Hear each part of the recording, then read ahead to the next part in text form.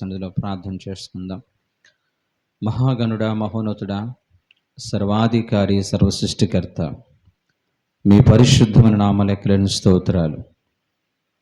ఈ 2024 సంవత్సరంలో చివరి విశ్రాంతి దినం వరకు కూడా మమ్మల్ని కృపలో జ్ఞాపకం చేసుకుని కాచి కాపాడినందుకు స్తోత్రాలు. ఇప్పుడు కొద్ది నిమిషాలు వాక్యాన్ని ధ్యానిస్తూ ఉండగా మా సొంత జ్ఞానం బంధించి మీ ఆత్మ జ్ఞానం ద్వారా ప్రజలైన మా వారితో నాతో మీరు స్పష్టంగా మాట్లాడి వినగల చెవిని, గ్రహించగల హృదయాన్ని మాకు దయచేయండి.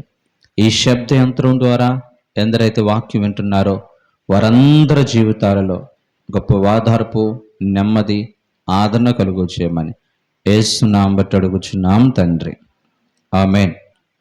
ప్రైజ్ ది లార్డ్, హల్లెలూయా. పరిశుద్ధమైనటువంటి బైబిల్ గ్రంథంలో నుంచి హబక్కు గ్రంథాన్ని ఈ మధ్యాహ్న కాల సమయంలో దేవాతి దేవుడు మనతో హబక్కు గ్రంథకర్త ద్వారా మాట్లాడాలని ఆశపడుతూ ఉన్నాడు. క్రీస్తు పూర్వం 607వ సంవత్సరంలో ఈ యొక్క హబక్కు గ్రంథం రాయబడి ఉంది. యూదా దేశాన్ని పరిపాలిస్తున్నటువంటి హోషేయ, యెహోయాకీము అనేవారు దేశాన్ని పరిపాలించే రాజులుగా ఉన్నప్పుడు ఈ యొక్క హోషేయ, ఈ యొక్క హబక్కుకు అనేటువంటి ప్రవక్త ఇశ్రాయేలు ప్రజలకి ఒక ప్రవక్తగా ఉన్నట్లుగా మనం చూడగలుగుతున్నాం. ఈ యొక్క హబక్కు గ్రంథం చాలా చిన్న గ్రంథము, కేవలం 3 అధ్యాయాలు మాత్రమే ఉంటాయి. 3 అధ్యాయాలు 56 వచనాలు మాత్రమే ఉంటాయి. ఈ 3 అధ్యాయాలు 56 వచనాలు ఇశ్రాయేలు ప్రజల యొక్క చరిత్రని 40 సంవత్సరాల పాటు ఈ యొక్క హబక్కుకు అనేటువంటి దైవ సేవకుడు, ప్రవక్త ఇశ్రాయేలు ప్రజల మధ్య 40 సంవత్సరాల పాటు ప్రవక్తగా ఉండి ఆ ఇశ్రాయేలు ప్రజల యొక్క పరిస్థితిని, సమాజంలో జరుగుతున్నటువంటి అనేకమైనటువంటి దుస్సంఘటనలను, అరాచకాలను, అనేకమైనటువంటి ప్రతికూలమైన పరిస్థితులు చూసి ఎంతగానో విసిగి వేసారిపోయి జీవితంలో ఇలాంటి పరిస్థితి, ఇలాంటి స్థితిగతులు నా కళ్ళారా చూడవలసినటువంటి పరిస్థితి నాకు వస్తుంది అని చెప్పి, దేవా నువ్వు ఉన్నట్లయితే ఇంత భయంకరమైనటువంటి దుష్టులు ఎందుకు ఇలా ప్రవర్తిస్తూ ఉంటారు? వాళ్ళు చేసినటువంటి భయంకరమైనటువంటి క్రియలకి ప్రతిఫలం పొందుకోకుండా రోజు రోజుకి ఇంత భయంకరంగా వాళ్ళు ప్రవర్తిస్తూ ఉంటుంటే నువ్వెందుకు వాళ్ళని శిక్షించట్లేదు? ఎందుకు వారిని గద్దించట్లేదు? అసలు నువ్వు ఉన్నావా అని చెప్పి ఒక ప్రశ్నాపూర్వకంగా ప్రారంభించబడినటువంటి ఈ యొక్క హబక్కు గ్రంథము 3వ అధ్యాయం చివరికి వచ్చేసరికి నిరీక్షణతో, విశ్వాసముతో ఈ యొక్క హబక్కు గ్రంథం ముగించబడుతూ ఉంటుంది. ఏంటా నిరీక్షణ? మన జీవితాల్లో కూడా ప్రతి ఒక్కరము కూడా జీవితంలో ఎదురైనటువంటి సమస్యలు చూసి అనేక మంది నీకు అన్యాయం చేస్తున్నటువంటి పరిస్థితిని బట్టి భక్తి లేని వారు కూడా, సరైన ఆత్మీయ జీవితంలో జీవించిన వారు కూడా, దేవుని యొక్క ప్రేమని ఎరగనటువంటి వారు, దేవుని మర్చిపోయిన వారు, దేవుని విడిచిపెట్టిన వారు కూడా ఈ రోజున చక్కగా ప్రజ్వరిల్లుతూ ఉంటుంటే కొన్నిసార్లు మనకు కూడా ఇంత భక్తిగా జీవిస్తున్నాం, ప్రతి ఆదివారం ప్రార్థనకి వెళ్తాం, ఇంత యథార్థంగా జీవిస్తున్నా మా జీవితాలు ఎందుకు ఈ శ్రమస్సులు వస్తున్నాయి? మా జీవితాలు ఎందుకు ఇంత భయంకరంగా మేమందరము కూడా అన్యాయానికి గురవ్వాల్సి వస్తుంది? న్యాయాధిపతి అయిన దేవుడు ఎందుకు మా ఎడల న్యాయం చేయట్లేదు అని చెప్పి మన జీవితాల్లో అనేక సార్లు అనేక ప్రశ్నలు మనలో కూడా ఉద్భవిస్తూ ఉంటాయి. ఆ రోజున హగ్గై అనేటువంటి దైవ సేవకుడు కూడా ఇలాంటి పరిస్థితులు వచ్చినప్పుడు కృపగల దేవుని యొక్క సన్నిధానంలో ఒక నిరీక్షణతో అతడు ప్రార్థన ముగించాడు. ప్రశ్నలతో ప్రారంభించినటువంటి అతని ప్రార్థన నిరీక్షణతో ముగించబడింది. ఏంటా నిరీక్షణ? ఈ భూ ప్రపంచంలో పుట్టిన ప్రతి ఒక్కరి పట్ల కూడా కృపగల దేవుడు న్యాయం చేస్తాడు, ఆయన టైములో, ఆయన చిత్త ప్రకారంగా, ఆయన ఆలోచించినటువంటి ఆలోచన ప్రకారంగా దేవుడు ప్రతి ఒక్కరి జీవితాల్లో కూడా మంచి రోజులు, నిరీక్షణప్రదమైనటువంటి ఆశ్చర్య కార్యాలు మన జీవితాల్లో ప్రభు జరిగిస్తాడు. దానికంటూ ఒక టైం ఉంటుందని ఈ యొక్క హగ్గయ్య అనేటువంటి హబక్కుకు అనే దైవ సేవకుడు తన జీవితంలో తాను తెలుసుకున్నటువంటి విలువైన సత్యాన్ని మనకు నేర్పిస్తూ ఉంటున్నాడు. అందుకనే బైబిల్ గ్రంథంలో మనం చూసినట్లయితే అబ్రహాము 25 సంవత్సరాలు విసిగి వేసారిపోయి నా బ్రతుకులో మంచి రోజులు చూడలేమో అనుకున్నటువంటి యొక్క అబ్రహాము జీవితంలో నిరీక్షణతో ప్రార్థన చేయడం ఆపలేదు. అనుకున్నట్లుగాని 25 సంవత్సరాల తర్వాత ఎంత విసిగిపోయాడో అంత శ్రేష్టమైనటువంటి బహుమానాన్ని తన జీవితంలో పొందుకున్నాడు.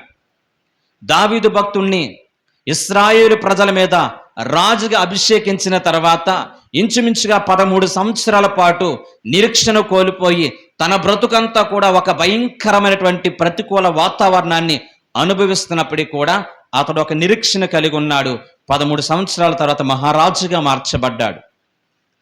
17 సంవత్సరాల పాటు అన్నల యొక్క విచక్షణ గురై, కుటుంబ ప్రేమకు దూరమై, సొంత గ్రామం యొక్క అనురాగానికి దూరమైపోయి ఒక నిరీక్షణకు ఆధారం లేకుండా బ్రతుకుతున్నటువంటి ఏసేబు నిరీక్షణతో ప్రార్థన చేశాడు. 17 సంవత్సరాల తర్వాత ఆ యొక్క దేశం కాని దేశమైన ఐగుప్తు దేశానికి ప్రధానిగా మార్చబడ్డాడు. అంటే ఈ రోజున 2024 సంవత్సరం అంతా కూడా నా బ్రతుకులో దేని విషయంలో నువ్వు కృంగిపోయావు, దేని విషయంలో నువ్వు విసిగి వేసారిపోయావు, ఇక భర్త మారడు అనేటట్లుగా నువ్వు ఆలోచిస్తూ ఉన్నావా, పిల్లల జీవితాల్లో మార్పు రాదు అని చెప్పి ఒకవేళ నిరీక్షణ కోల్పోయి ఇక్కడ కన్నీరు విడుస్తూ ప్రార్థన చేస్తున్నావా?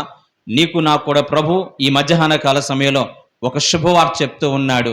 నిరీక్షణ, ప్రతి ఒక్కరూ కలిగి ఉండే నిరీక్షణ మీ జీవితాల్లో ఉన్నతమైనటువంటి ఆదరణ కలిగి చేసి మీరు ఊహించలేనటువంటి గొప్ప స్థితి ఇవ్వడానికి దోహదపడుతుంది.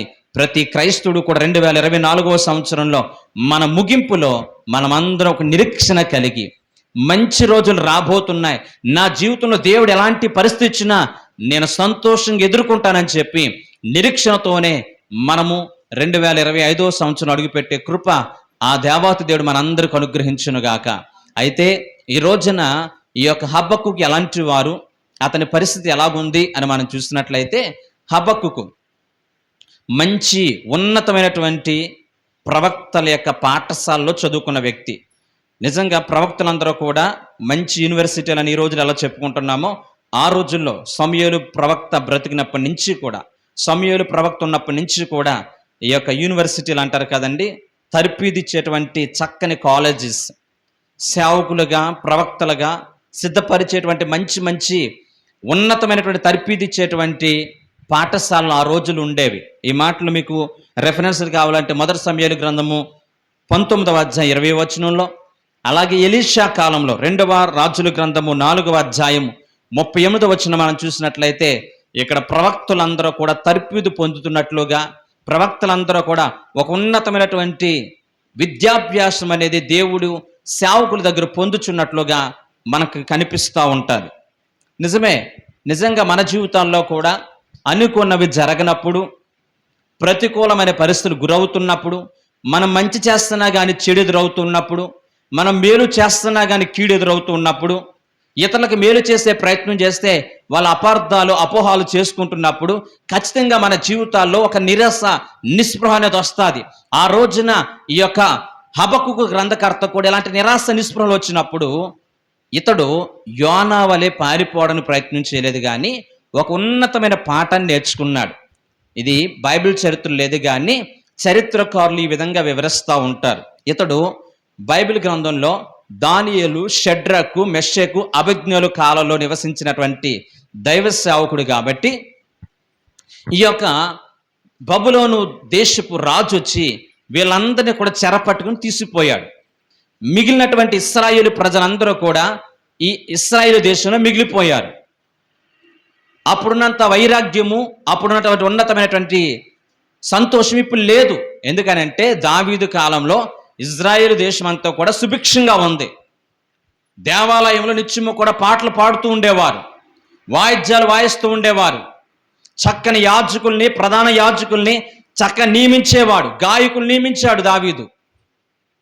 సేవ విషయంలో ఏమాత్రం కూడా తక్కువ చేయకుండా తన రాజ్యము కంటే దేవుని యొక్క సన్నిధి ఎక్కువగా ప్రేమించేవాడు. తన తర్వాత పుట్టినటువంటి కుమారుడైన సొలొమోను కూడా దేవుని కొరకు ఒక చక్కని మందిరాన్ని కట్టించి మందిరం నిత్యము కూడా స్తుతిధూపం వేసేటట్లుగా, పాటలు పాడేటట్లుగా, ప్రజలందరూ కూడా దేవుని సన్నిధిలో సముఖముగా కూడి ప్రభుని స్తుతించేటట్లుగా అందరూ కూడా సంతోషంగా ఉండేవారు. రాను రాను రాను రాను ప్రజలందరూ కూడా దేవుని మర్చిపోయారు. దేవుని సన్నిధి విడిచిపెట్టేశారు. మందిరానికి రావడం విడిచిపెట్టేసి ఎవరికి నచ్చిన మార్గంలో నడుస్తూ ఎవరికి ఇష్టం వచ్చినట్లుగా వాళ్ళు బ్రతుకుతూ ఉన్నారు. దేవుడు అనేక మంది ప్రవక్తలను పంపించి మీరు ఇలా చేయొద్దు, దావీదు అలాగే సొలొమోను మీకు నియమించినటువంటి చక్కని కట్టడాలు, అలాగే భక్తుడైన మోషే ద్వారా సర్వ సమాజానికి ఇవ్వబడినటువంటి విలువైన ధర్మశాస్త్రం అనుసరించి మీరు బ్రతకండి. ఆ ధర్మశాస్త్రం చెబుతుంది ప్రతి విశ్రాంతి దినమున దేవుణ్ణి స్తుతించాలి అని చెప్పి ధర్మశాస్త్రం మనకు బోధిస్తుందని చెప్తే అందరూ కూడా ఈ రోజుల్లాగే పెడచెవిని పెట్టారు. మాకు టైం లేదు, మాకు మందిరానికి రావడానికి టైం లేదు, దేవుని సన్నిధిలో గడపడానికి మాకు సమయం లేదని చెప్పి ఈ రోజున ప్రజలు ఏ విధంగా ఒక భ్రష్టత్వ స్థితుల్లో లోకం వైపు పరుగులు పెడుతున్నారో ఆ రోజుల్లో కూడా అలాగ పరుగులు పెడుతున్న పరిస్థితి. దేవుడు అనేక మంది ప్రవక్తల్ని, న్యాయాధిపతుల్ని పంపించి పంపించి పంపించి చివరికి విసుగు వేసారిపోయినప్పుడు వారందరినీ కూడా శత్రు రాజ్యానికి వాళ్ళని అప్పగించాడు. మిగిలిన వాళ్ళందరూ కూడా బిక్కుమంట బ్రతుకుతున్నారు.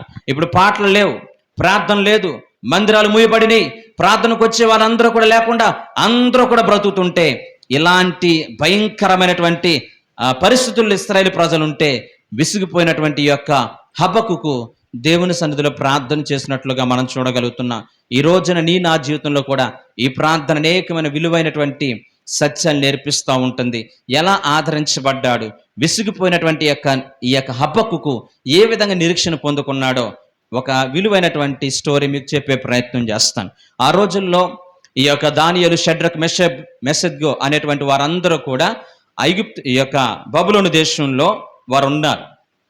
దేవుని మహాకృపను బట్టి ఒక ఉన్నతమైన స్థితికి వాళ్ళు వచ్చారు. వాళ్ళకంటూ గుర్తింపు వచ్చింది. కల్దీ భాష నేర్చుకున్నారు.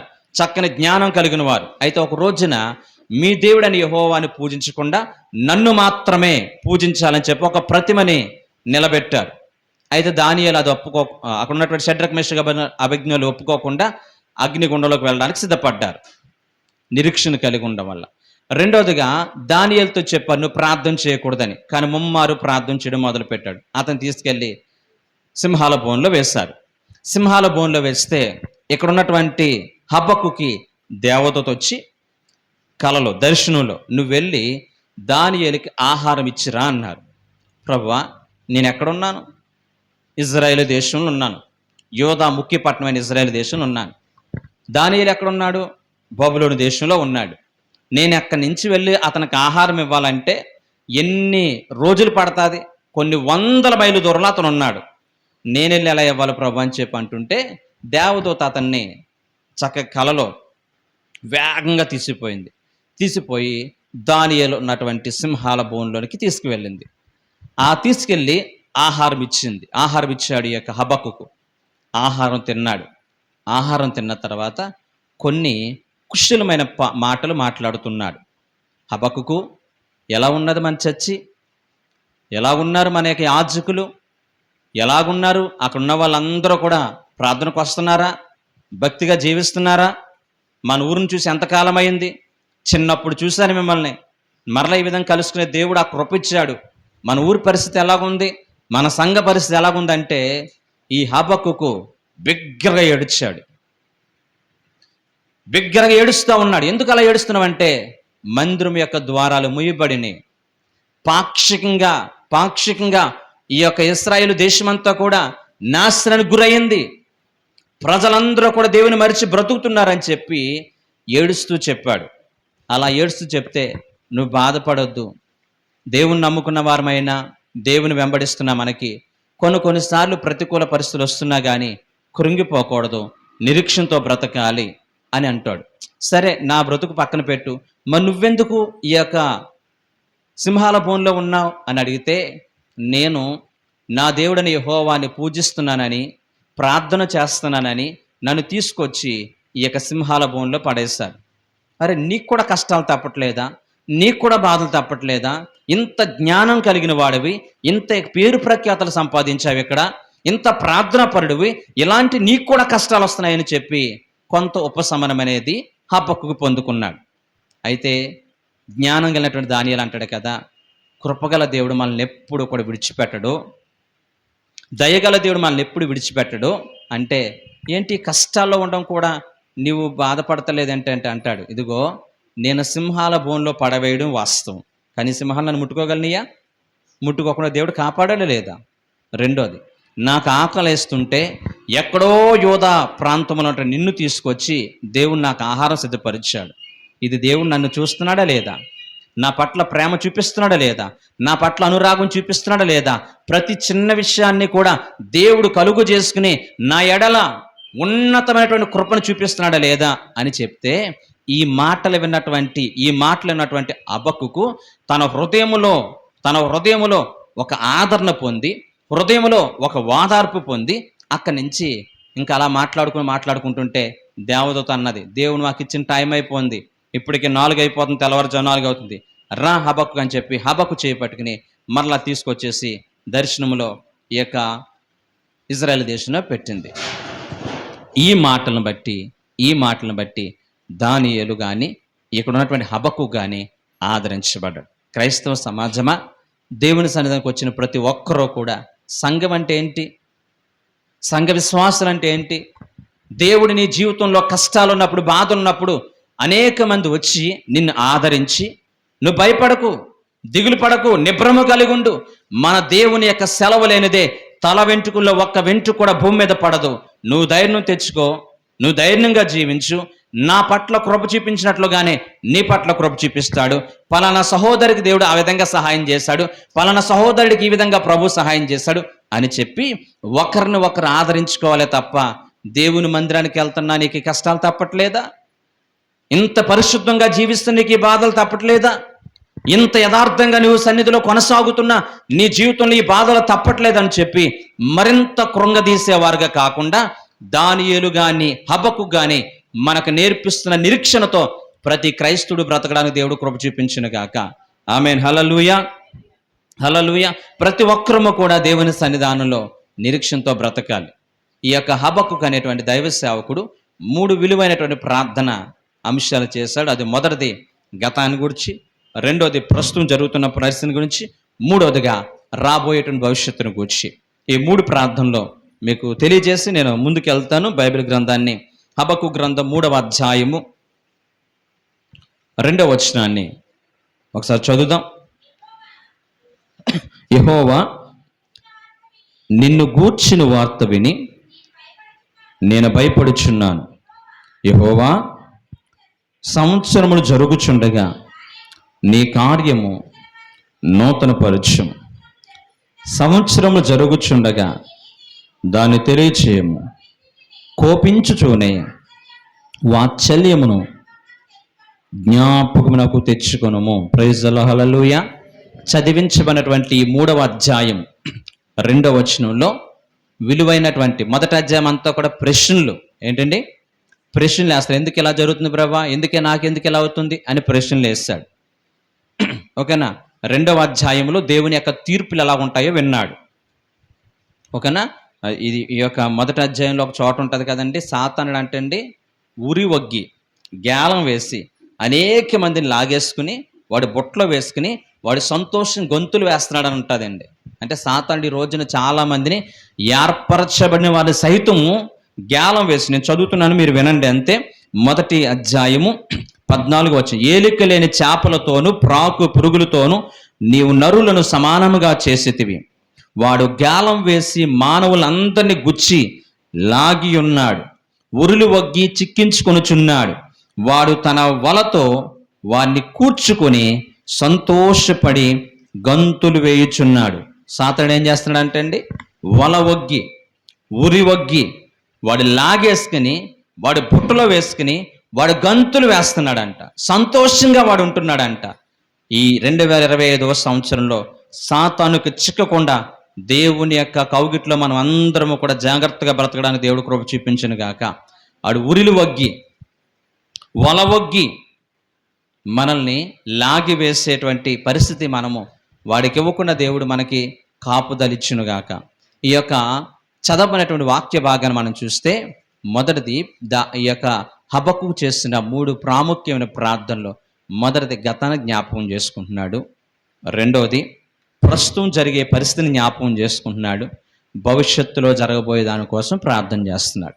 మొదటిది గతం గురించి ప్రార్థన. దేవా, నిన్ను గూర్చిన వార్త నేను విని, అంతేనండి, యెహోవా నిన్ను గూర్చిన వార్తను విని నేను భయపడుచున్నాను. ఇంతకుముందు నిన్ను గూర్చిన వార్తను విని నేను భయపడుచున్నాను. గతాన్ని గూర్చి దేవుని యొక్క వాక్యం అనేది చూడండి, ప్రైజ్ ది లార్డ్, హల్లెలూయా. దేవుని యొక్క వాక్ అనేది జీవితంలో ఒక ఉన్నతమైనటువంటి మార్పును కలుగు చేస్తుంది. దేవుని యొక్క వాక్కు ఎంత గొప్పదో, దేవుని యొక్క వాక్యము అనేక మంది జీవితాలని పరివర్తన కలుగు చేస్తుంది.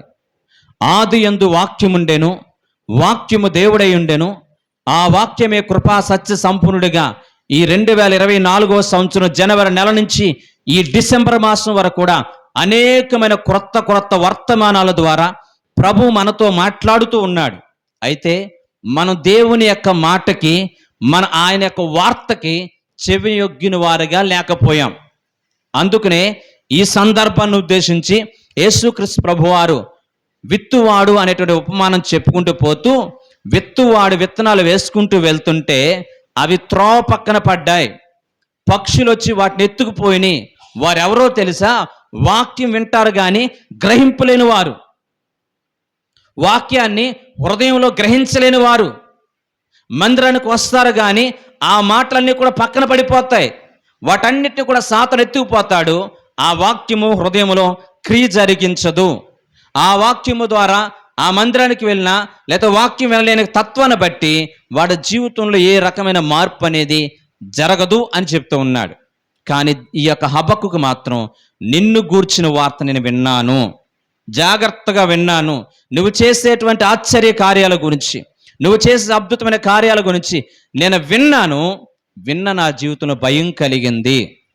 రైట్, వినుట వల్ల మనకి ఏం కలుగుతుంది? విశ్వాసం కలుగుతుంది. ఏం కలుగుతుందండి? విశ్వాసము కలుగుతుందండి. విశ్వాసం, నీతిమంతుడు విశ్వాసం మూలంగా జీవిస్తాడని ఇదే హబక్కు గ్రంథం 2వ అధ్యాయంలో ఉంటుందండి.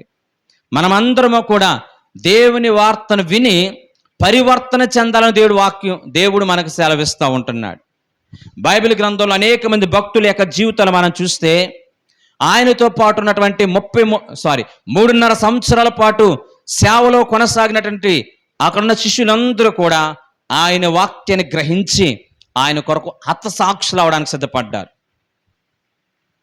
ఆ ప్రాంతంలో ఉన్నటువంటి కొర్నేలు దేవుని యొక్క వాక్యాన్ని విని, దేవుని వార్తను విని తన జీవితాన్ని దేవునికి సమర్పించుకోగలిగాడు. సమరయ స్త్రీ దేవుని వాక్కును విని తన బ్రతుకుని మార్చుకోగలిగినది. హింసకుడు, దోషకుడుగా ఉన్నటువంటి సౌలు దేవుని వాక్యను విని పౌలుగా మార్చబడి దేవుని కోసం హతసాక్షిగా మార్చబడ్డాడు. లుదియా హృదయాన్ని తెరిచి దేవుని వాక్యను విని తన బ్రతుకుని మార్చుకోగలిగింది. ఇంకా మన బైబిల్ గ్రంథంలో ఎంతో మంది జైలు అధికారి దేవుని వాక్యను విని రక్షణ పొందాడు. ఈ రోజున అనేక మంది జీవితాలలో గతం గురించి మనం ప్రార్థన చేస్తున్నప్పుడు ఎన్ని వాక్యాల ద్వారా ప్రభు మనతో మాట్లాడినప్పటికీ కూడా ఆ వాక్యాన్ని మనం గ్రహించలేని వారిగా, గ్రహింపు లేని వారిగా, వాక్యాన్ని మన హృదయానికి ఆహ్వానించుకోలేని వారిగా, త్రోవ పక్కపడిన విత్తనాల వలె మనము దేవుని వాక్యాన్ని పెడచెవిని పెట్టి మనము 2024వ సంవత్సరం అంతా జీవించామన్నది 100% వాస్తవం. దేవుని వాక్యం మన జీవితాల్లో చేసేటువంటి రెండవ పని ఏంటో తెలుసండి? ప్రస్తుతం గత కాలంలో దేవుని వాక్యాన్ని నేను విన్నాను, ఇప్పుడు నా జీవితంలో ఆ వాక్యం ఏం కలుగు చేస్తుందో తెలుసండి? భయమును కలుగు చేస్తుంది. ఏం కలుగు చేస్తుంది? భయం. ఈ భూ ప్రపంచంలో రెండు రకాలైన భయాలు ఉంటాయి. మొదటిది అపాయం కూర్చిన భయం, రెండోది దేవుని పట్ల గౌరవంతో కూడినటువంటి భయం. మనమందరము కూడా దేవుని వాక్యానికి భయపడేవారిగా మనం ఉండాలి. దేవుని యొక్క మాటలు, దేవుని యొక్క సన్నిధిలో భయభక్తులు నిలిపేవారిగా మనం ఉండాలని దేవుడు కోరుకుంటున్నాడు. ప్రైజ్లో దీన్ని అంటారు కదండి, విధేయతతో కూడిన భయం. అంటే ఒక రోజున కీర్తన 139వ కీర్తన 14 వచనం అంటాడు కదండి, నీవు నన్ను కలుగు చేసే విధమును చూడగా నాకు భయమును ఆశ్చర్యం కలుగుతుంది. అంటే ఎప్పుడన్నా ఆలోచించారా గతం గురించి? నీవు నన్ను కలుగు చేసిన విధానము చూడగా, తల్లి గర్భంలో రూపించిన విధానమును నేను చూడగా, అనేక ప్రమాదాల నుంచి నన్ను తప్పించిన విధానం నేను జ్ఞాపకం చేసుకొనగా, అనేక యాక్సిడెంట్ల నుంచి, ప్రాణాయ పరిస్థితుల నుంచి నన్ను కాపాడిన విధానాన్ని జ్ఞాపకం చేసుకొనగా, నాకు పునరుజ్జానం ఇచ్చినటువంటి ఆ సందర్భాలను జ్ఞాపకం చేసుకొనగా నాకు ఆశ్చర్యమును భయము కలుగుచున్నది. ఎన్ని భయంకర ప్రమాదాల నుంచి నన్ను కాపాడావు. నా పిల్లలకు నన్ను దూరం చేయకుండా, నా కుటుంబాన్ని దూరం చేయకుండా, ఎంత భయంకర ప్రమాదాల నుంచి నన్ను అనేక అనారోగ్యాల నుంచి నన్ను కాపాడి నేటి వరకు కూడా సజీవులుగా ఉంచావు. దీన్ని చూసుకునగా, దీన్ని ఆలోచించగా, నేను మోకరించి ప్రార్థన చేయగా గతంలో నువ్వు చేసిన మేలును జ్ఞాపకం చేసుకుంటే నాకు భయమును ఆశ్చర్యం కలుగుచున్నది. హృదయం నిండా కూడా కృతజ్ఞతాభావం కలుగుచున్నది. ఈ రోజున క్రైస్తవ జనాంగమా, దేవుని సన్నిధిలో మనం భయం కలుగుంటే మనకొచ్చేటువంటి ఆశీర్వాదాలు, దీవెనలు నేను త్వరగా చెప్తాను. రెఫరెన్స్లు అందరూ కూడా రాసుకోండి. కేవలం 111వ కీర్తన 10వ వచనంలో దేవుని అందలి భయభక్తులు కలిగినుట మనకి జ్ఞానమునకు మూలము. దేవుని పట్ల భయభక్తులు కలిగి ఉండటే జ్ఞానానికి మూలం. ప్రతి ఒక్కరూ కూడా జ్ఞానంతో బ్రతకాలి. అపవాదైన సాతానుడు మనకు ఉరిలొగ్గే ప్రయత్నం చేస్తాడు, వల ఒగ్గే ప్రయత్నం చేస్తాడు. ఆ వలలో చిక్కుకోకుండా, ఆ ఊరిలో చిక్కకుండా ఉండడానికి ప్రతి ఒక్క విశ్వాసి కూడా దేవుడిచ్చిన జ్ఞానం అనేది చాలా ప్రాముఖ్యం. రెండవదిగా, దేవుని పట్ల భయము కలిగి ఉన్నట్లయితే కనికరం పొందుకుంటాం. లూకా శుభవార్త 1వ అధ్యాయము 50 వచనం మనం చూస్తే, దేవుని పట్ల భయము కలిగి ఉంటే మనం కనికరించబడతాం, కనికరం పొందుకుంటాం. మూడవదిగా, దేవుని పట్ల భయము కలిగి ఉన్నట్లయితే గనక మనం అభివృద్ధి చెందుతాం. నిర్గమాకాండము 1వ అధ్యాయము 21వ వచనంలో ఐగుప్తుల యొక్క మంత్రస్థానుల విషయంలో వారు దేవుని పట్ల భయము కలిగి ఉన్న కారణాన్ని బట్టి వాళ్ళ వంశాన్ని వృద్ధి చేశాడు, అభివృద్ధి పరిచాడని వాక్యం ఉంటుందండి. దేవుని పట్ల నువ్వు కలిగిన భక్తి, దేవుని పట్ల నువ్వు కలిగిన భయము నీ యొక్క కుటుంబాన్ని వృద్ధి చేస్తుంది, సంఘాన్ని అభివృద్ధి చేస్తుంది, దేవుని సన్నిధులు మీ పిల్లల్ని వృద్ధిలోకి తీసుకొస్తుంది. దేవుడు మన పట్ల మనం కలిగి ఉన్నటువంటి భక్తి మనల్ని వృద్ధిలోనికి తీసుకొస్తుంది అనడానికి ఇక్కడ వాక్యం సెలవిస్తూ ఉంటుంది. తర్వాత 115వ కీర్తన 13వ వచనంలో చిన్నలేని పెద్దలనేమి తన యందు భయము కలిగినటువంటి ప్రతి ఒక్కరిని కూడా దేవుడు ఆశీర్వదిస్తాడు అనేటువంటి మాట కనిపిస్తుంది. కీర్తన సామెతల గ్రంథం 28వ అధ్యాయం 14వ వచనంలో దేవుని యందు భయభక్తుల ద్వారా మనం ధన్యులుగా ఎంచబడతామని ఉంటుందండి. Praise the lord, hallelujah. Right, ఇవన్నీ కూడా మనకి ఆశీర్వాదాలు. దేవుని పట్ల భయం కలిగినటువంటి హబక్కుగా మనకు కనిపిస్తున్నాం. మొదటిది గతాన్ని జ్ఞాపకం చేస్తున్నాడు ప్రార్థనలో, రెండోది భయంతో ప్రార్థన చేస్తాడు. ఇక మూడవదిగా భవిష్యత్తును గూర్చి మనం చూసినట్లయితే భవిష్యత్తుని 2 రకాలుగా విభజించి ప్రార్థన చేస్తున్నాడు. ఇక 2 రోజుల్లో మనమందరము కూడా 2025వ సంవత్సరం ఎదుర్కోబోతున్న దేవుని చిత్తమైతే రాబోయే సంవత్సరం అంతా కూడా ఎలా ఉండాలి అని నువ్వు అనుకున్నట్లుగా, నువ్వు ఊహించుకున్నట్లుగా, నువ్వు చెక్కుకున్నట్లుగా, నువ్వు పేపర్ మీద రాసుకున్నట్లుగా ఉంటుందని ఎప్పుడు కూడా అనుకోవద్దు. 2025 సంవత్సరం ఎలా ఉంటుందో, ఎలా ఉన్నా కానీ నేను ఎలా ఉండాలనే దానికోసం భవిష్యత్తును గూర్చి ఈ యొక్క హబక్కుకు ఎలాంటి ప్రార్థన చేస్తున్నాడో మొదటిది ఏంటంటే తన్ను తాను దేవునికి అప్పగించుకుంటున్నాడు. ఏం చేస్తున్నాడండి? తన్ను తాను దేవునికి సబ్మిట్ చేస్తున్న అప్పగించుకుంటున్నాడు. 2024వ సంవత్సరం ఈ చివరి వారములో మనల్ని మనం దేవునికి అప్పగించుకునే ప్రయత్నం చేద్దాం. దేవునికి ఎలా అప్పగించుకుంటున్నాడు, అక్కడ ఎలా మాట్లాడుతున్నాడో చూడండి. యెహోవా, సంవత్సరములు జరుగుచుండగా నీ కార్యములను నూతనపరచు. నూతనపరచు అనే మాటకు అర్థము మమ్మల్ని వృద్ధిలోనికి తీసుకురా, అభివృద్ధి ప్రదంలో నడిపించు, మమ్మల్ని వర్ధింప చెయ్యి, మమ్మల్ని దినదినము సంఘపరముగా, ఆధ్యాత్మిక జీవితాల్లో కుటుంబపరముగా, చేతి వృత్తిపరముగా, ఉద్యోగపరంగా, వ్యాపార పరంగా, ఆధ్యాత్మికమైనటువంటి ప్రార్థన పరంగా అన్ని విషయాల్లో కూడా సంవత్సరాలు జరుగుచూ ఉండగా నీ కార్యములను, నాకు ఏమంటున్నాడండి అది, సంవత్సరం జరుగుచుండగా నీ కార్యములను నూతనపరచు, అభివృద్ధిపరచు. 2024 సంవత్సరంలో ఒక పూట ఉపవాసం ఉండి ప్రార్థన చేసే ఆ ఆత్మీయ జీవితం నీకు లేకపోతే 2025 సంవత్సరంలో నీ ఒక తీర్మానం తీసుకో, అది అభివృద్ధి. చాలినటువంటి బ్రతుకులు ఉన్నటువంటి 2024 సంవత్సరం సమృద్ధిలోకి వెళ్తున్నావంటే నీ జీవితం అభివృద్ధి. ఎన్ని ఆదివారాలు దేవుని సన్నిధికి దూరం అయిపోయినటువంటి నీ జీవితంలో 2025 సంవత్సరం దేవుని చిత్తమైతే నాకు ఊపిరినట్లయితే అన్ని వారాలు కూడా ప్రభు సన్నిధిలో కనపడతాం, అది అభివృద్ధి. కుటుంబ ప్రార్థన చేసుకునే అలవాటు లేదు, బైబిల్ చదివే అలవాటు లేదు, 10 మందికి దేవుని ప్రేమను పంచే అలవాటు లేదు, నేను బ్రతికాను, నా కుటుంబం బ్రతికింది, నా సంఘం బ్రతికింది అనేటువంటి ఒక జీవితాన్ని నేను జీవించాను గతంలో. ఈరోజు నేను తీర్మానం తీసుకుంటున్నాను, నా భవిష్యత్తులో నన్ను అభివృద్ధి పరిచి ప్రభు అని చెప్పి తన్ను తాను దేవునికి అప్పగించుకుంటున్నాడు హబక్కుకు. రెండోదిగా మనం చూసినట్లయితే గనక సంవత్సరములు జరుగుచుండగా దానిని మాకు తెలియజేయి. ప్రైజ్ ది లార్డ్, హల్లెలూయా. ఏమన్నాడండి? సంవత్సరములు జరుగుచుండగా అవి మాకు తెలియజేయి. జనవరి నెల ఎలా ఉంటుందో, ఫిబ్రవరి నెల మా జీవితాల్లో ఏ మేలు జరుగుతుందో, ఏ కీడు రాబోతుందో, డిసెంబర్ మాసం నేను ఏ రకమైనటువంటి పరిస్థితి వినబోతున్నాను, వీటన్నిటినీ కూడా నాకు ముందే తెలియజేస్తే నేను జాగ్రత్త పడతాను ప్రభువా. నా జీవితాన్ని జాగ్రత్త పరుచుకుంటాను, నా కుటుంబాన్ని జాగ్రత్త పరుచుకుంటాను, నా సంఘాన్ని జాగ్రత్త పరుచుకుంటాను. నాకు రాబోయేటువంటి మంచి అయినా చెడైనా నీ వాక్యము ద్వారా నాతో మాట్లాడు. నా జీవితంలో జరిగేటువంటి ప్రతి సంఘటన గురించి ముందుగా నన్ను హెచ్చరించి నన్ను పురుకొల్పు ప్రభు అని చెప్పి ప్రభు సన్నిధిలో సంవత్సరం జరుగుచుండగా దానిని మాకు తెలియజేయ ప్రభు. ఎంత మంచి ప్రార్థన చేస్తున్నాడండి. అందరూ అన్నట్లుగా 2025 సంవత్సరం అంతా కూడా మీకు ఆశీర్వాదకరమైన సంవత్సరము అని చెప్పట్లేదండి. ఇక్కడ ఏం జరిగినా నీకు ముందే తెలియజేయి. ఏది జరిగినా కానీ నాకు తెలియజేయ ప్రభు, నేను జాగ్రత్త పడతాను. ప్రార్థన నాకు తెలియజేయి, దైవ సేవకుని ద్వారా నిలబెట్టి వాక్యం ద్వారా నాతో మాట్లాడు, దాన్ని నేను గ్రహించుకుని నేను జాగ్రత్త పరుచుకుంటాను, నా జీవితాన్ని మార్చుకుంటానని చెప్పి ఒక విలువైనటువంటి మాటని ఇక్కడ ఈ హబక్కుకు తన్ను తాను దేవునికి అప్పగించుకుంటున్నాడు. మూడవదిగా, దేవా, ఈ లోకంలో బ్రతుకుతున్నటువంటి వారము కదా, ఈ లోకంలో జీవిస్తున్న బిడ్డలము కదా, ఒకవేళ మేము గనక తెలుసో తెలియకో మేము తప్పు చేసినట్లయితే ఒక మాట అడుగుతున్నాను ప్రభువా, కోపించుచూనే కృప చూపించే దేవుడు కదా నీవు, వాత్సల్యత చూపించే దేవుడు కదా, దినదినము నీ వాత్సల్యత మా ఎడల నిలుచున్నది కాబట్టే 2024 సంవత్సరం అంతా కూడా మమ్మల్ని బ్రతికించావు కదా, కోపించుచూనే మా ఎడల కృప చూపించు ప్రభువా. ఎంత మంచి ప్రార్థన చేస్తున్నాడండి. కోపించుచూనే మా ఎడల కృప చూపించు.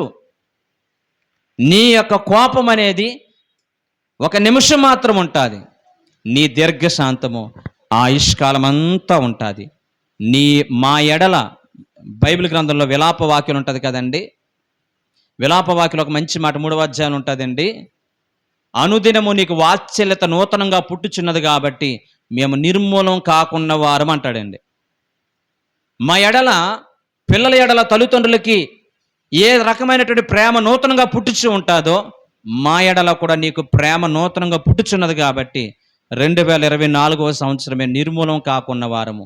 దయచేసి మమ్మల్ని క్షమించి, దయచేసి 2025 సంవత్సరంలో మమ్మల్ని కనికరించి కోపించుచూనే నీ కృపను చూపించి ప్రభు అని చెప్పి మొదటగానే ప్రాధేయపడుతున్నాడు. ప్రైజ్ ది లార్డ్, హల్లెలూయా. రెండవ అంశం ఏంటో తెలుసా? తన నూతన నిర్ణయాల్ని తెలియజేస్తున్నాడు. ఏ నిర్ణయాలండి? తాను 2025 సంవత్సరం కొన్ని నిర్ణయాలు చేసుకుంటున్నాడు. ఆ నిర్ణయాలు ఏంటో తెలుసండి? స్వతహాగా ఈ యొక్క హబక్కుకు అనేటువంటి అనేక దైవ సేవకుడు శ్రీమంతుడు, చాలా ఆస్తిపరుడు, చాలా డబ్బున్న ఆయన, చాలా పొలాలు ఉన్నాయి, చాలా ఆస్తిపాస్తులు ఉన్నాయి. మీరు ఎలా చెప్పగలుగుతారు? మీరు ఉన్నారా రోజుల్లో? చరిత్ర చెప్తుందా అని అంటే 3వ అధ్యాయము 17వ వచనానికి మనం వెళ్తే అక్కడ ఉంటుంది చూడండి. ఆ మాటను చెప్పి నేను ముగిస్తాను. 3వ అధ్యాయం 17వ వచనం, హబక్కు గ్రంథం 3వ అధ్యాయం.